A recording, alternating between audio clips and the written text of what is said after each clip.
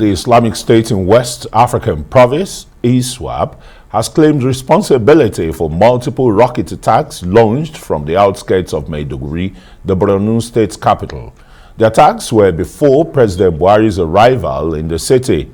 At least 5 persons, including a 16-year-old girl, were reportedly killed after explosives landed in several areas within the metropolis.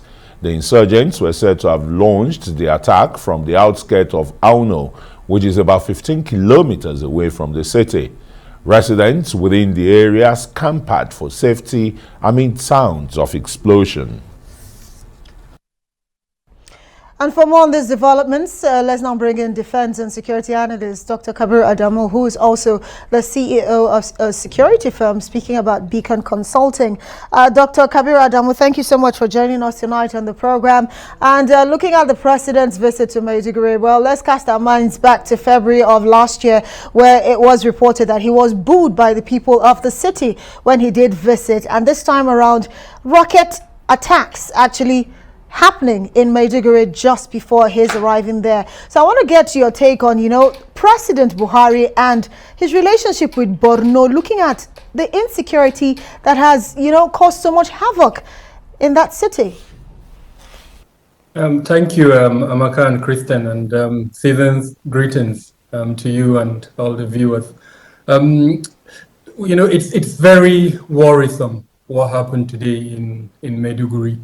Now we've known over the last couple of years that the two terror groups that are active in Borno State in the Lake Chad region have capabilities to launch anti-aircraft missiles and other rockets, in particular the Grad 122 millimeters and other variances of the Grad.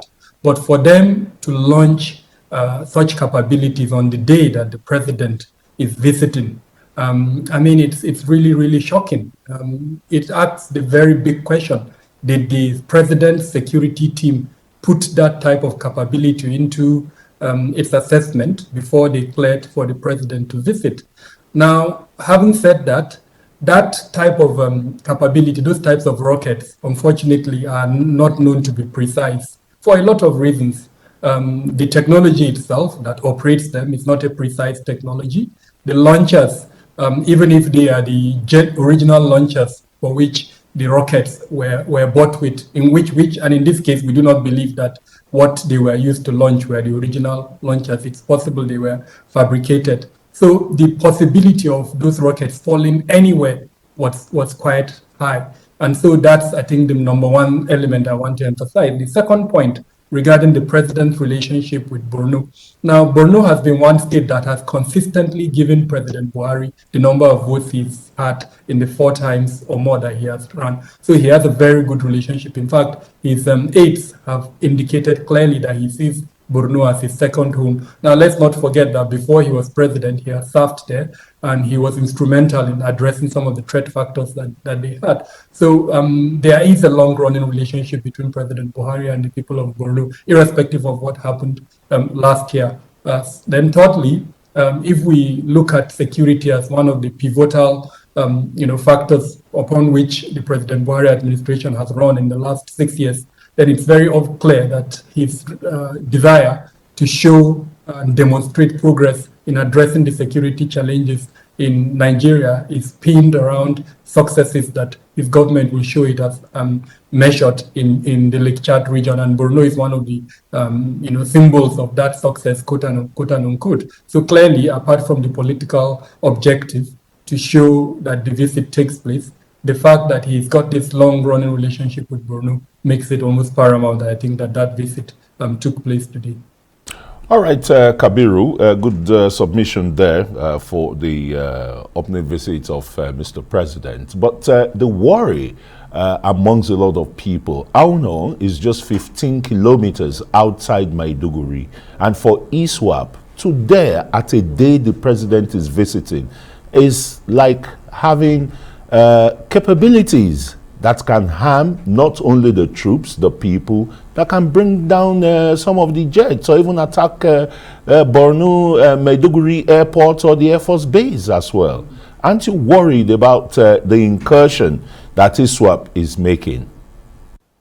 So the range of the GRAD is about 30 kilometers, depending on several factors.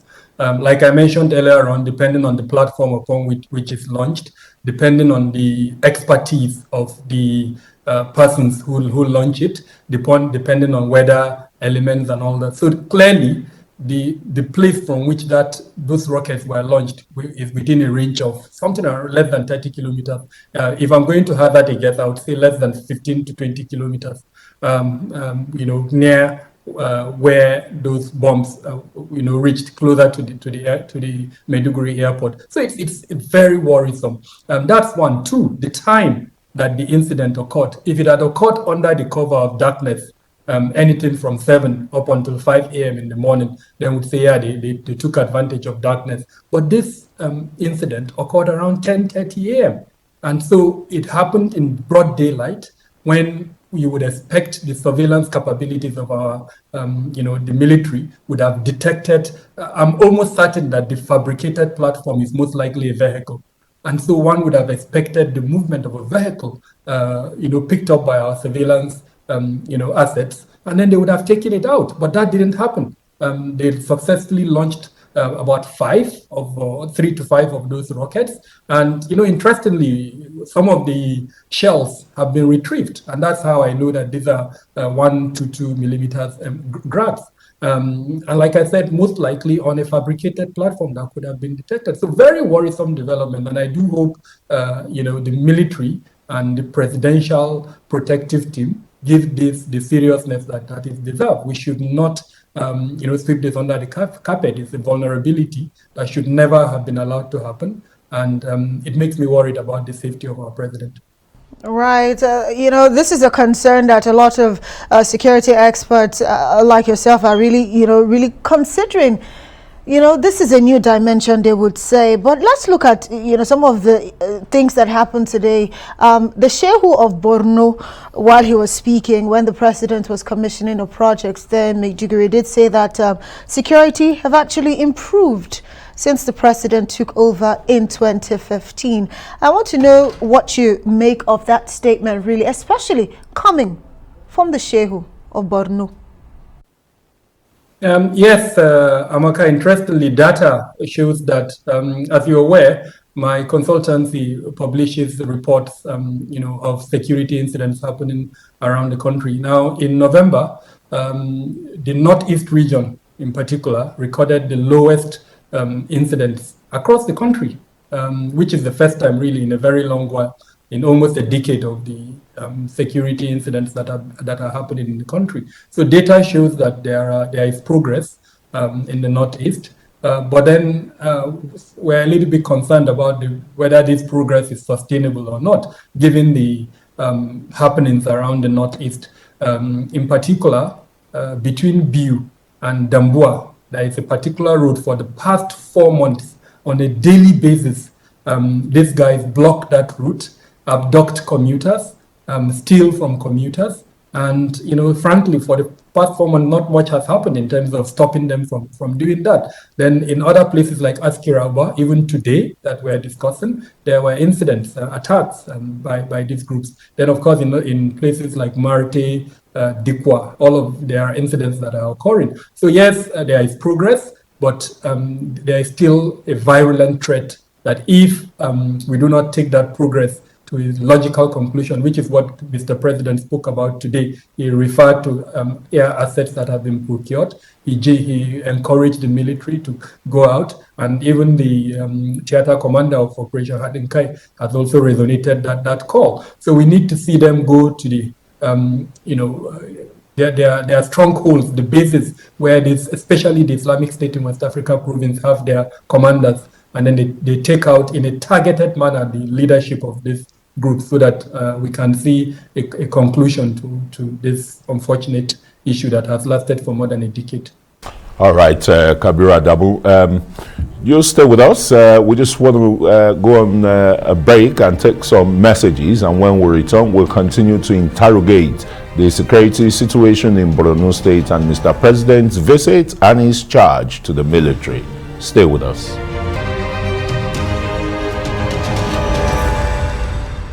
You're welcome back, and thanks for staying with us. You're still watching Newsnight from Nigeria's capital, Abuja. My name is Christian Ogodo. And I am Amakaude.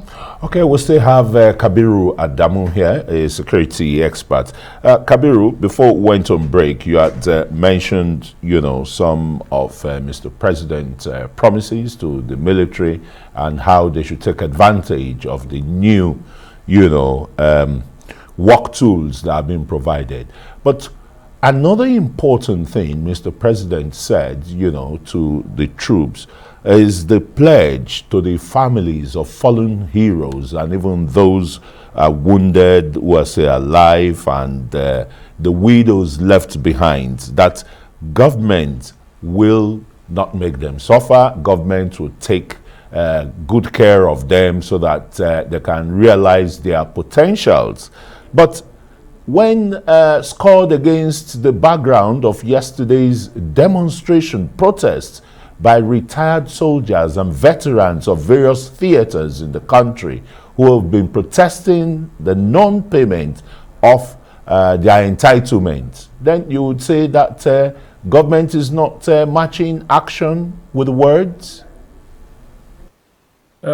Kristen, I couldn't have said it any better than how you just capped it now. The reality is not just the military, the other arms of our security departments also have similar challenges where some of their entitlements are yet to be paid. We can only hope that this statement, promise coming by Mr. President, during such an important visit is something that we can work with, and that in a very short while, the backlog of entitlements, including that of those who have fallen, those who have been ill, shot, and several others would be paid by the government. I mean, not too long ago, it was this week actually, earlier this week, and a senior ranking police officer who was shot somewhere in Yobe State and who is from Katsina was shown on TV how he's lost his sight. He's been hospitalized for quite a long time, and no form of support from the police. So it's not just the military; the other security arms are also suffering from this, and we're hoping that after this statement by Mr. President, we would see this backlog cleared pretty soon. And of course, one wonders, looking at the protests in Kaduna, this is definitely capable of demoralizing the troops. But let's take a look at something else the president also said, in trying to boost the morale of the troops in the front lines there. He's talking about the fact that the country is in the final phase, of the campaign against insurgency.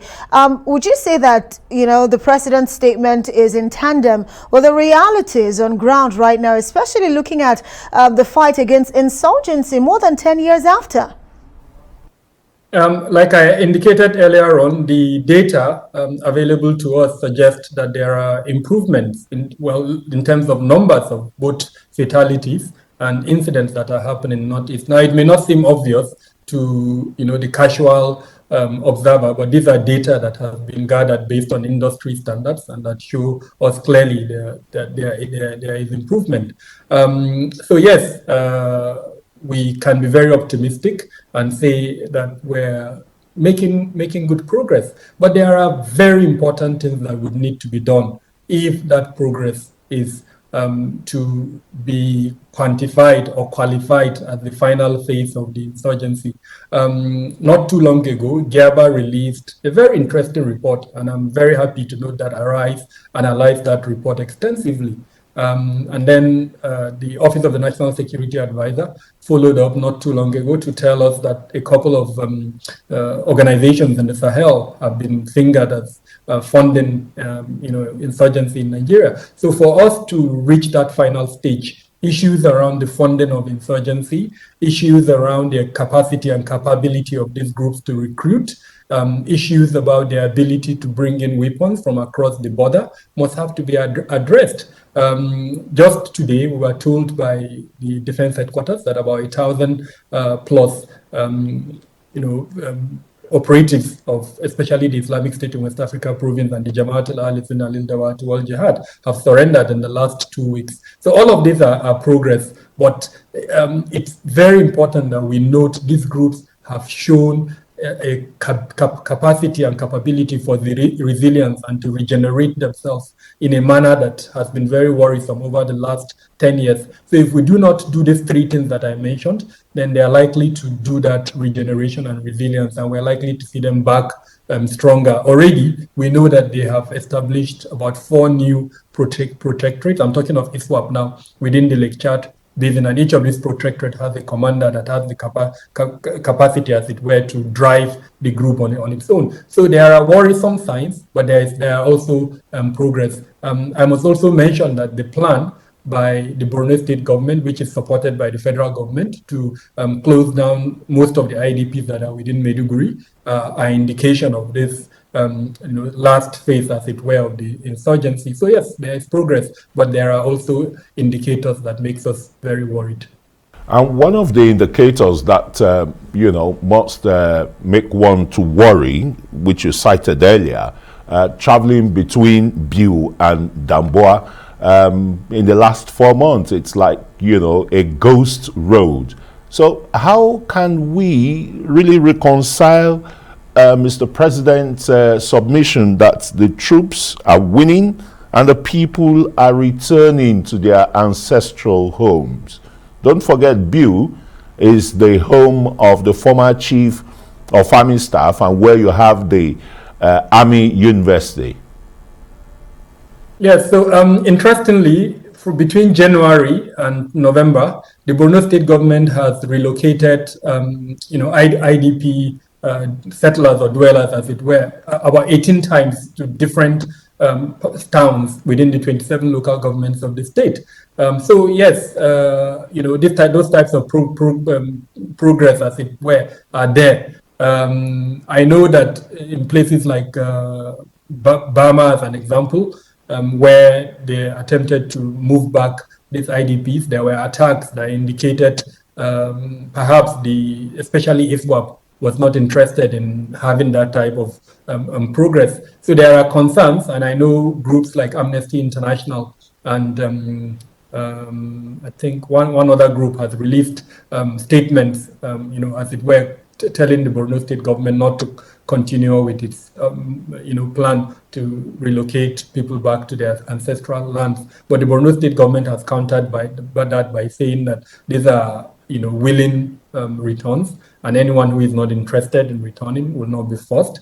But that, as part of the progress that has been made, they need to free the current IDP camps, which some of them are educational institutions, some of them are other public places that would need to be used. So a lot of that is we're seeing, but with specific reference to Damboa and Biu, part of the challenge is the stronghold of the Jamaat al-Dawat wal Jihad.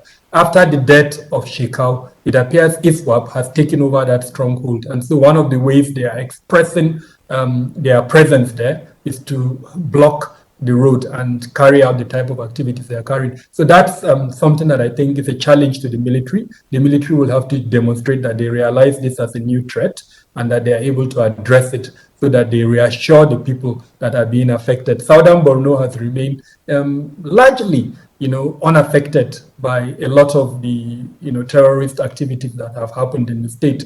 But then this new development, this continuous blocking of the route, incursions into places like Biu. Of course, we know Chibok has been affected before now. Unfortunately, does not give confidence and hope to the people in those locations. So there is a desire on the side of the military to recognize this threat and address it as part of the confidence building measures that it has to show going forward.